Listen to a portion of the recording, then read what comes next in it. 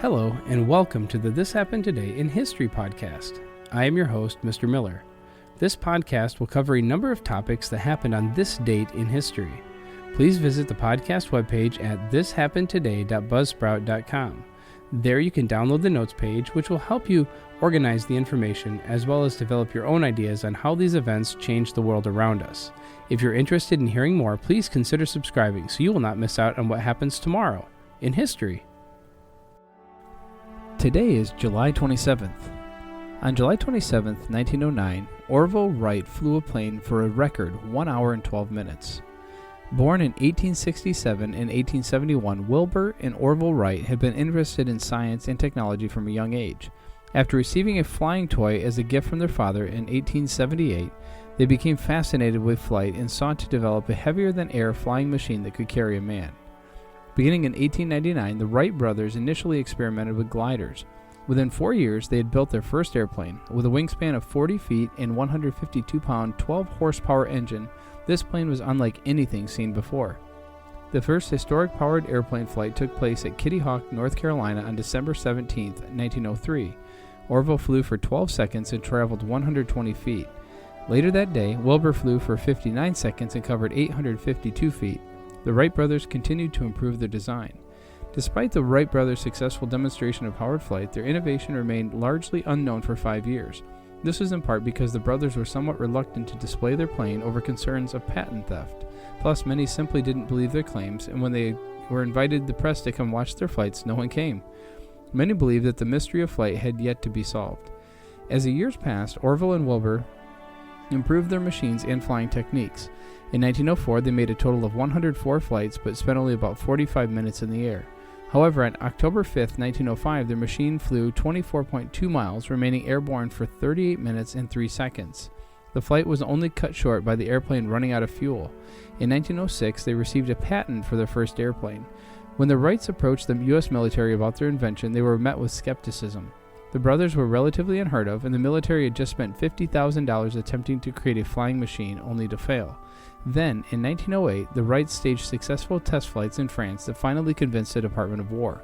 They received a contract and were commissioned to build the first Army airplane, Signal Corps No. 1, the Wright military flyer. The brothers built a plane and tested it on July 27, 1909, at Fort Myer in Arlington County, Virginia, with President William Howard Taft, his wife, and a crowd of others present. Orville piloted while Wilbur assisted in a successful test flight lasting 1 hour, 12 minutes, and 40 seconds, a record at the time. They flew an average of 40 miles an hour, showed the plane could be maneuvered in any direction and land without damage.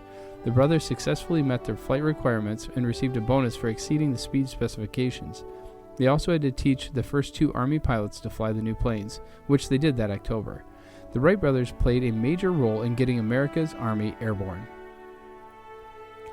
And in 1986, in Atlanta, Georgia, the 26th Summer Olympiad was disrupted by the explosion of a nail-laden pipe bomb in Centennial Olympic Park. The bombing, which occurred during a free concert, killed a mother who had brought her daughter to hear the rock music and injured more than 100 others, including a Turkish cameraman who suffered a fatal heart attack after the blast. Police were warned of the bombing in advance, but the bomb exploded before the anonymous caller said it would, leading authorities to suspect the law enforcement officers who descended on the park were indirectly targeted. Within a few days, Richard Jewell, a security guard at the concert, was under investigation for the crime. However, evidence against him was dubious at best, and in October he was fully cleared of all responsibility in the bombing. On January 16, 1997, another bomb exploded outside an abortion clinic in suburban Atlanta, blowing a hole in the building's wall. An hour later, while police and ambulance workers were still in the scene, a second blast went off near the large trash bin, injuring 7 people. As at Centennial Park, a nail-laden bomb was used and authorities were targeted. Then, only 5 days later, also in Atlanta, a nail-laden bomb exploded near the patio area of a crowded gay and lesbian nightclub, injuring 5 people. A second bomb in a backpack was found outside after the first explosion, but police safely detonated it. Federal investigators linked the bombings, but no suspect was arrested. And then on January 29, 1998, an abortion clinic was bombed in Birmingham, Alabama, killing an off-duty police officer and critically wounding a nurse. An automobile reported at the time at the scene was later found abandoned near the Georgia state line, and investigators traced it to Eric Robert Rudolph, a 31-year-old carpenter. Although Rudolph was not immediately found, authorities positively identified him as the culprit in the Birmingham and Atlanta bombings, and an extensive manhunt began. Despite being one of the FBI's most wanted fugitives, Rudolph eluded the authorities for 5 years by hiding in the mountains of western North Carolina before finally being captured on May 31, 2003. As part of a plea agreement that helped him avoid a death sentence, Rudolph pled guilty to all 3 bombings as well as the 1998 murder of a police officer and was sentenced on July 18, 2005 to 4 consecutive life terms. And finally, the world's first jet-propelled airliner took off to the skies at Hatfield and Hertfordshire, the home of the De-Havilland Aircraft Company. The plane was piloted by Group Captain John Cunningham, the wartime fighter ace, and as it happened, the day was Cunningham's 30th birthday. Taxiing runs were made first, and then a hop or two watched by the press, who, to their later irritation, had all gone away by the evening when Cunningham and his crew took the plane up to 10,000 feet, came down to fly 100 feet above the runway in a salute to their colleagues on the ground, and landed after 31 minutes.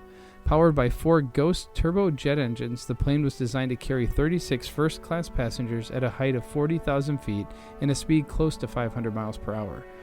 Before the end of the war, a government-appointed committee under Lord Brabazon of Tara had pronounced that the jet engine offered Britain the best chance of taking the lead in the development of transport aircraft. Geoffrey de Havilland was a member of the committee, and a plane to fill the bill was developed under wraps at Hatfield by the company's chief designer R.E. Bishop. Work began in 1945 on a prototype, which the Ministry of Supply called Swallow and de Havilland's unromantically called TG-283. Sir Geoffrey's oldest son, another Geoffrey, took it up for the initial flight in May 1946. Tragically, he was killed in the second prototype, TG-306, when it crashed over the Thames estuary in September. John Cunningham was his successor as the company's chief test pilot.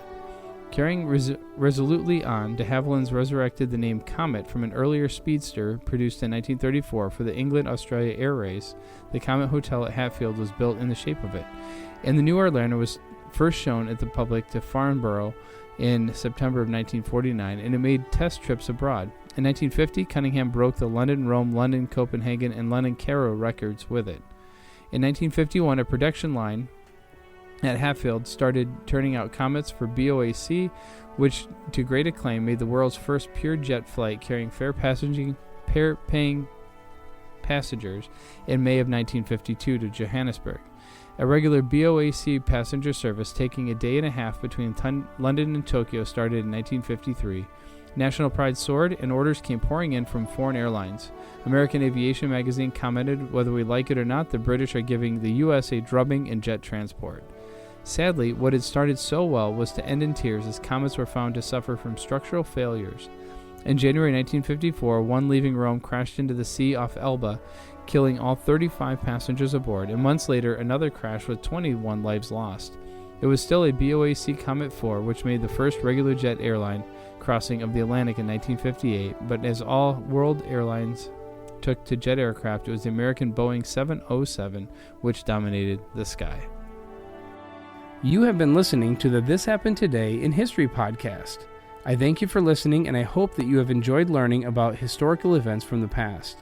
Thank you to the following websites for their information regarding today's topics: thepeopleshistory.com, Orville Wright at info.mysticstamp.com, Olympic Nail Bomb at history.com, and De Havilland Comet's first flight at historytoday.com. The music used as the background track for this podcast is Americana, created by Kevin MacLeod on Incompetech.com. If you enjoyed this information and would like to hear more, please consider subscribing, as this will keep the historical events in your feed in the morning for each day. I hope you have a great day.